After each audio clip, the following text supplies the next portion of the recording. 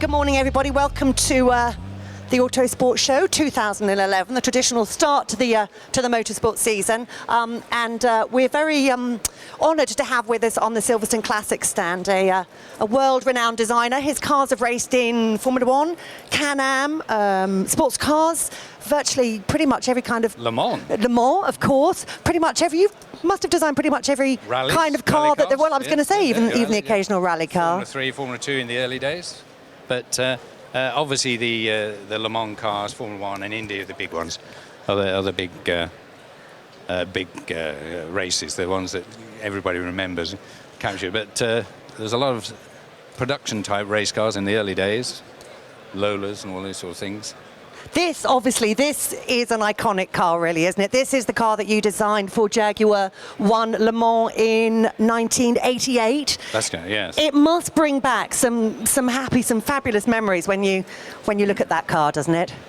Yeah, well, the Jaguar, the TWR Jaguar period, for me, was my favourite time, because it was about a 6-7 year period.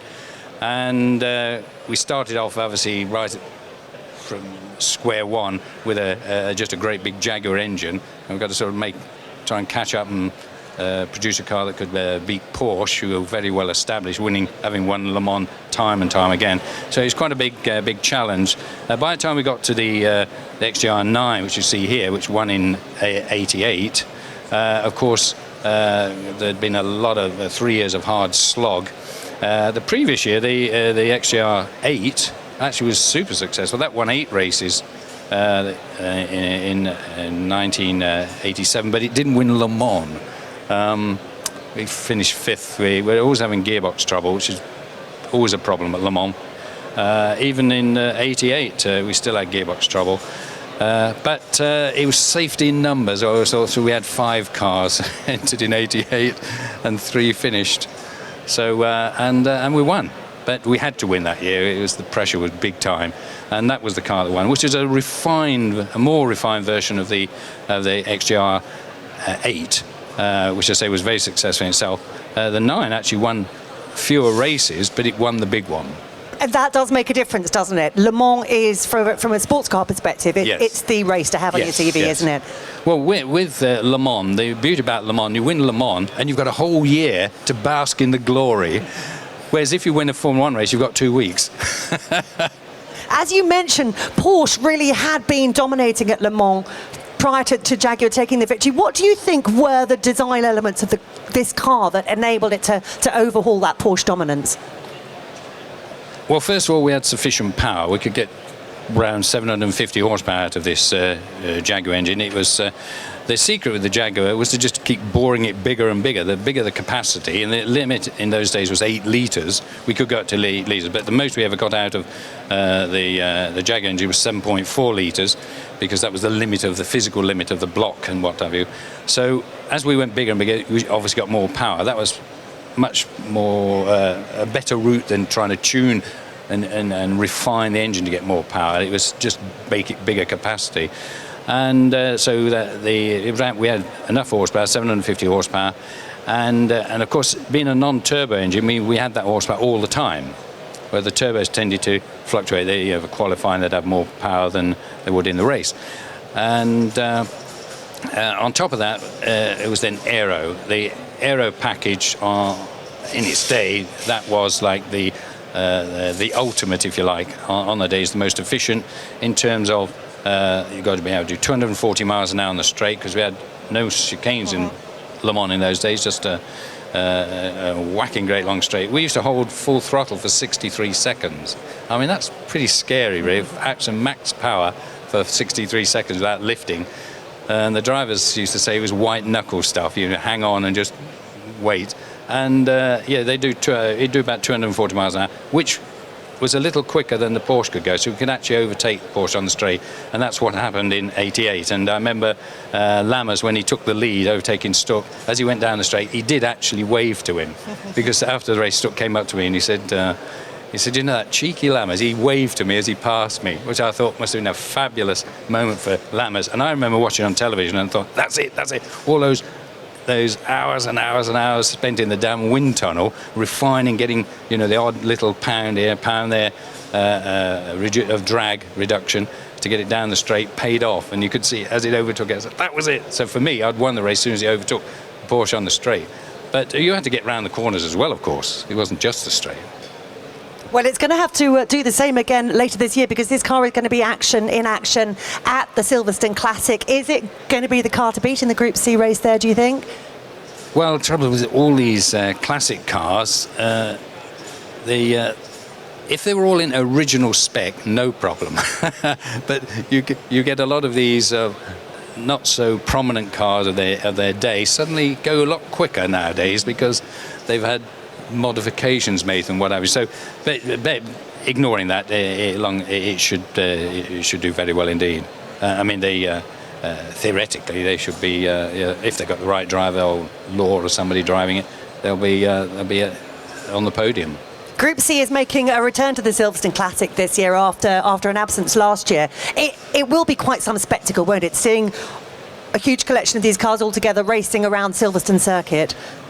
Well, I always thought that Group C was a fabulous formula. It was very exciting. It caught the imagination of everyone. You got all the big manufacturers there. They were big, noisy and quick. And they vaguely look like a road car. They do have 2 seats, whereas the modern Le Mans cars are single-seaters, really. And so it caught the imagination. They became very popular, as you know. And I think it was a threat to Formula 1 in some ways, because it detracted a little bit. And I don't think Bernie and all his mates like that, because you remember towards the end of Group C, they changed it to 3.5 litre to make it same as Formula 1, hoping to be some sort of crossover of engine technology and whatever, but that didn't happen. But really all they did was to dilute the Group C, and eventually it faded out, which is a great pity. If they'd have kept it in the sort of, just refine the regulations a little bit as they were in 88, 90, the Jaguar Mercedes era, I think it would have kept going for years. But they didn't want to do that, obviously. You mentioned Formula 1. I mean, obviously that's another category that you were involved in with designing cars for BRM, for Shadow, and of course one of the founder member of the Arrows team. That must have been quite an adventure, wasn't it? Which Arrows? Yes. Well, you could call it an adventure. I mean, it was done a lot of hard work and slog and a kick in the teeth at the end. But yes, obviously, looking back, it's in hindsight, of course, you try to remember the good bits and nice bits. But it was quite a slog. We always seemed to be, it was always an uphill battle, seemed to be. Because in Formula 1 then, I suppose, as it is now, really, Arrows would be a small team, underdog team, if you like, when it started. And you've always got restrictions in the form of a smaller budget, or you can't get the top drivers, and so on and so on. So that it's very, very difficult. And as you know, in Formula 1, you only have to flick your eyelids and you're off the grid. So you've got to be right there. I mean, we were quite close on occasions, but we invariably let down through to either reliability or lack of development or budget to pay for the development, that sort of thing. And unfortunately, that's Formula 1. It's still like that now. Sounds like your heart was more in the sports cars than the Formula 1 then. Oh no. What happened? I did all the grassroots formulas, Formula 2s and 3s and small sports cars and what have you in the Lola days, and Lolas we did Formula 1 and Indy, of course, but we were supplying people with a manufacturer. We just supplied to customers. But after, when I went to BRM, the attraction, of course, was doing Formula 1 full time, and BRM was very exciting because it was Britain's Ferrari, and they made the engine and gearbox, the whole car, which is quite a novelty. And I enjoyed that. That was a great period. The only thing is very tragic in those days, because the cars were, by modern standards, quite potentially dangerous, because they didn't have the safety features. Every year there were drivers being killed, Formula 1 drivers. I mean, it's a regular thing to lose a couple of drivers each year. And so Formula 1 would learn at their expense. So the next year the regulation would be changed, so we'd have to have rubber fuel tanks and this, that, they would have safety structures and so on and so on, till eventually you end up with like the modern Formula 1 cars, which are very, very safe actually. it's no longer a dangerous sport. You stand more chance of hurting yourself riding a horse than you will driving a Formula 1 car. But in my day, it was dangerous, but you were aware of it. That was the business, that was the nature of it, and I suppose to some extent that was the attraction. But after I started Shadow with Jackie Oliver and Don Nichols in Northampton. That's how I ended up. I'm still in Northampton 35 years later. But that was another team starting from scratch, which was